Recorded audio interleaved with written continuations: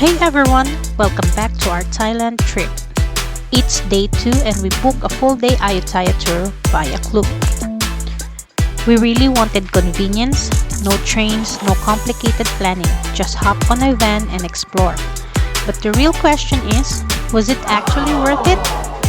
Let's find out! Let's go! We left Bangkok around 10 a.m. The tour handled all the transportation and all we had to do was show up. But between the early call time and Bangkok traffic, muntik na kaming malate. Grabe yung stress namin ngayon.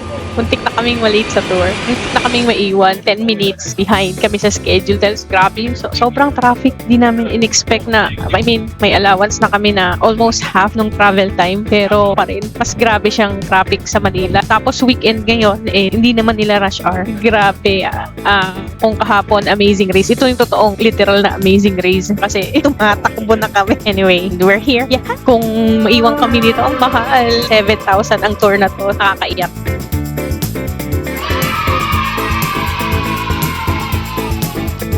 After a slightly bumpy start, our first stop was the famous Bangpain Palace.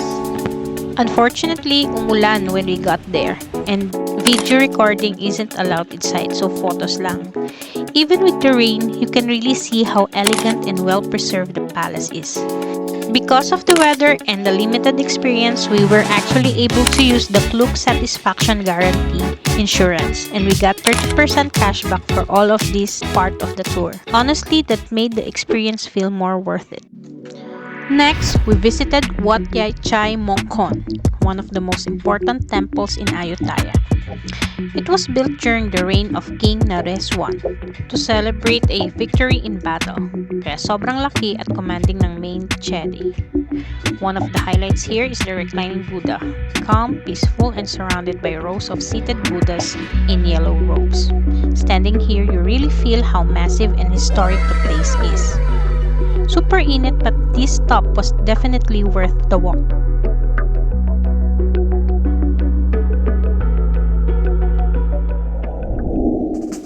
Next stop, one of the most cinematic temples in Ayutthaya.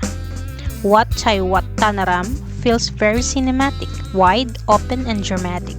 Our tour guide shared that this temple became even more popular after being used as a filming location for local artists and productions. Anong masasabi ko sa Wat Chai Wat Tanaram Temple? Under construction siya. Ruin siya. Hindi, sira na siya. Walang ulo yung iba maraming walang ulo dito.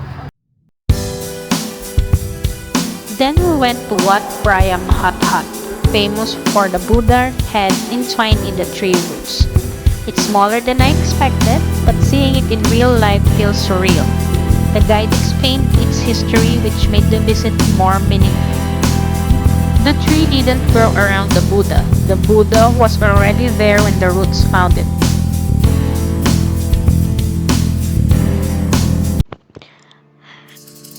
After a long day of temple hopping, it was finally time to relax.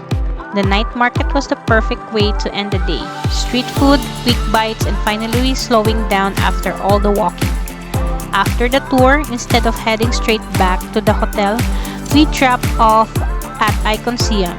Perfect timing, honestly.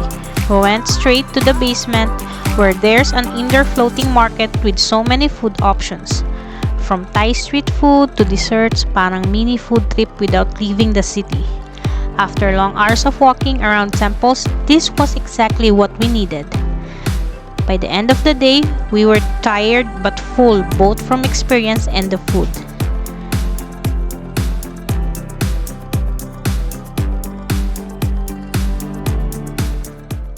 So, was the Ayutthaya tour via Klook worth it? For us, yes, especially if it's your first time in Thailand. Everything was organized, transportation was easy, and the guide stories made the temples more meaningful. Even when things didn't go perfectly, like the rain at Bangpain, the satisfaction guarantee and 30% cashback really helped. Ending the day at Icon Siam with a food trip was a great bonus. If you prefer slow travel and total freedom, DIY might be better. But overall, we don't regret booking this tour. That's day 2 of our Thailand trip. Thanks for watching. Cringe now, memories later. Bye!